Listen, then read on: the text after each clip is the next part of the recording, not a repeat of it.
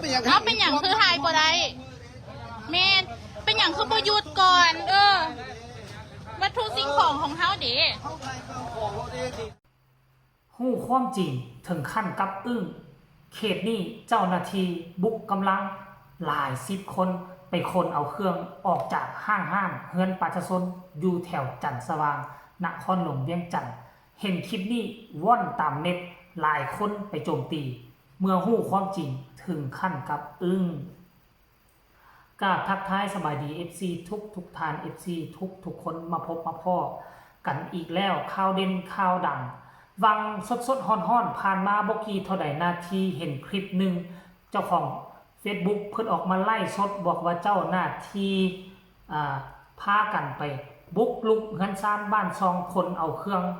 ของออกจากห้างของเพิ่นเนาะแล้วผู้ไล่สดผู้ถ่ายคลิปเป็นเจ้าของเฮือนก็บ่เว้าถึงต้นปลายสาเหตุว่าย้อนหยังเจ้าหน้าที่จึงพาก้อนกำลังไปบุกและขนเครื่องออกจากห้างขนาดนี้ความจริงปรากฏสาเหตุที่เจ้าหน้าที่ไปบ่มีแต่เจ้าหน้าที่ตำรวจมีทั้งเจ้าหน้าที่ทั้งส่งทั้งศาลหลายหน่วยงานไปพร้อมกันถ้าเฮาสังเกตได้ว่ามีหลายหน่วยงานไปแสดงว่าเฮือนหลังนี้มีปัญหาดินดอนตอนง่ายหลังนี้ที่นี่ต้องมีปัญหา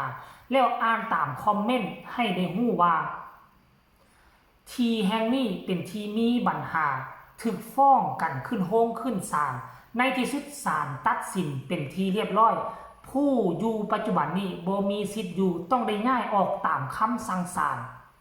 แต่ครอบครัวนี้บ่ยอมย้ายออกว่าซั่นเด้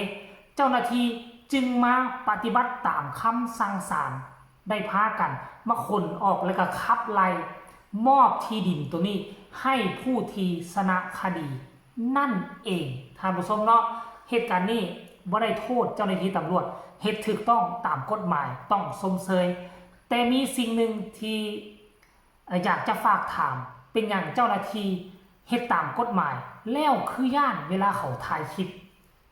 ประเทศอื่นเจ้าหน้าที่ประเทศอื่นเวลาจะลงไปปฏิบัติตามคำสั่งศาลเขาจะติดกล้องอยู่ในโตเพื่อถ่ายบันทึกไว้ว่าเจ้าไปปฏิบัติถูกต้องตามกฎหมายแต่อันนี้เจ้าของเฮือนถ่ายคลิปเจ้าหน้าที่เฮาเป็นคือฮ้อนๆหนาวๆคือย่านตนเองมาปฏิบัติตามคำสั่งศาลบ่มีหยังต้องเป็นตาหน้าย่านกว่าให้เขาถ่ายไปโลดวิดีโอนี้จะเป็นหลักฐานให้พวกเจ้าทั้ง2เบื้องและก็2ฝ่ายอันนี้เจ้าไปลักษณะคือสิไปดึงกล้องเขาดึงมือเขากระชากลากดึงเขาตามข้อกฎหมายแล้วอาจจะผิดได้มันมีข้อกฎหมายคุ้มครองอยู่ถึงแม้ว่าคำสั่งศาลให้เขาออกจากเฮือนเวลาเขาถ่ายคลิปบันทึกเครื่องของเขาไปดึงกระชากลากดึงมันมีกฎหมายปกป้องคุ้มครองเขาอยู่แต่ว่าบ้านเฮาบ่ใช้กฎหมายเอาคลิปนี้ก็อยากให้ทุกคนไปเบิ่งคลิปนี้ซะก่อนรายละเอียดคลิปเต็มๆใครมีคำตำหนิติชมคำคิดคำเห็นก็ให้ส่งข่าวมาใต้คอมเมนต์ก็แล้วกันหลายคนเห็นคลิปนี้แล้วบ่ฮู้ข้อมูลความจริงก็ไปโจมตีทั้งเจ้าหน้าที่ที่จริงแล้วเขาเจ้าปฏิบัติตามกฎหมายเด้อ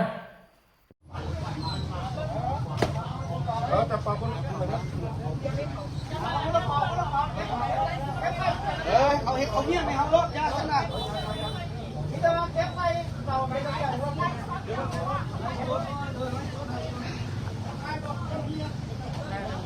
เอาบ่ทายบ่ได้เป็นอย่างเอาเป็นอย่างคือหายบ่ได้แม่นเป็นอย่างคือบ่หยุดก่อนวัตถุสิ่งของเฮาเด้เขาขายของรถดีดีทนายต้นเหี้ยเสียหายเลยอ๋อก็ต้องลงเฟซมันเลยเนาะมีอย่างประชาชนนั่นอยู่จักกี่ปีแล้วมาเบิ่งเด้อพี่น้องเด้อมาเบิ่งเด้อความยุติธรรมบ่มีบ่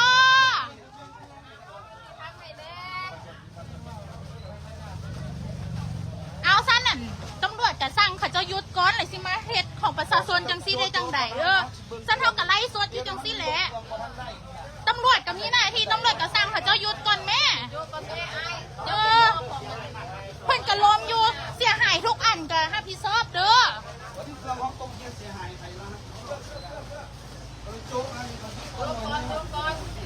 บ่ โจ้ค่อยกับเฮ็ดจังซี่แหละไล่สดเลย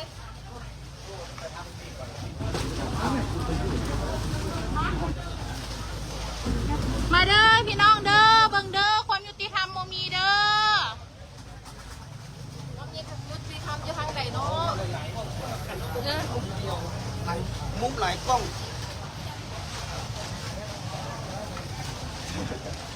มาเด้อมาเบิ่งเด้อมาขนเครื่องอันอยู่ฮั่นนางหวันมาขนเครื่องอยู่บ้านประชาชนเด้ออยู่บ้านจันทร์สว่างเด้อ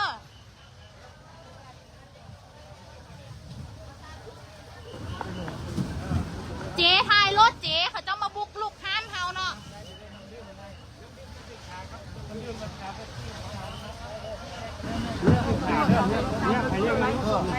เอาแล้วเป็นอย่างคือไลฟ์สดบ่ได้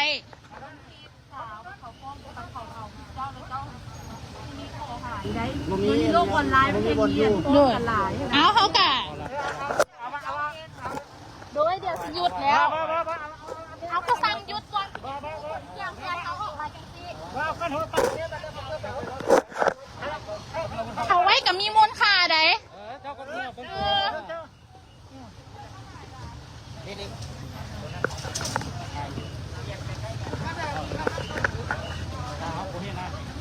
เอาบ่เห็นแล้วเป็นอย่างเขาบ่สั่งเขาเจ้ายุทธนะเป็นอย่างเขาบ่สั่งเขาเจ้ายุทธคือเหตุกับประชาชนอย่างที่สนะเจ้าเป็นประชาชนจากชีวิตเป็นอย่างคือเหตุแบบนี้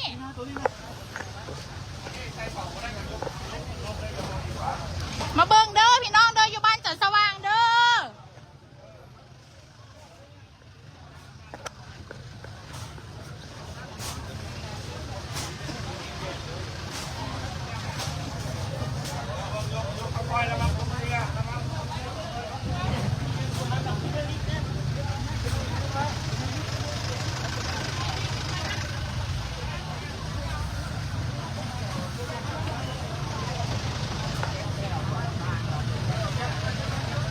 ความยุติธรรมบ่มีบ่เดี๋ยวนี้น่ะประชาชนนี่ก็เดือดร้อนคือกัน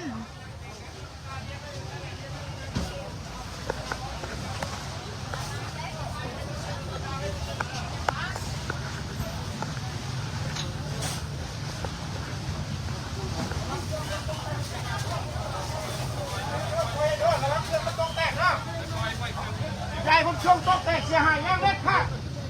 ผู้ใดเห็นระวังรถ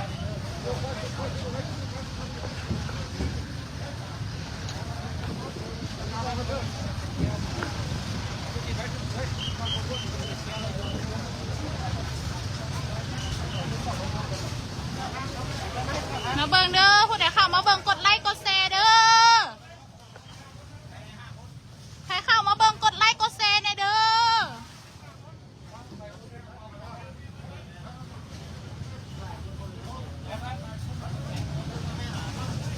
ใครเข้ามาเบิ่งอย่าลืมกดไลค์กดแชร์หลายๆเด้อ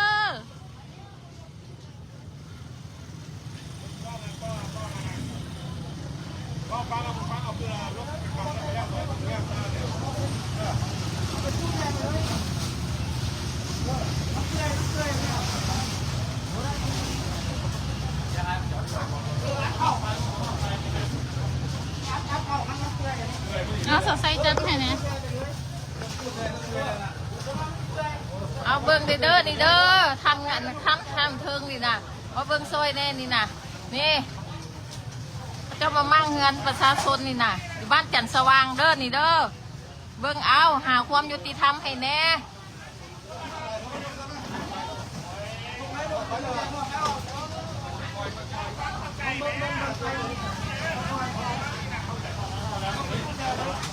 ผู้ใดเข้ามากดไลค์กดแชร์ให้เด้อแชร์ไปให้แน่แชร์ไปให้คันเทิงเพิ่นเห็นน้ำแน่นี่นะว่าประเทศลาวนี่เป็นจังได้คนลาวแท้ๆกับข้าคนลาวเนาะ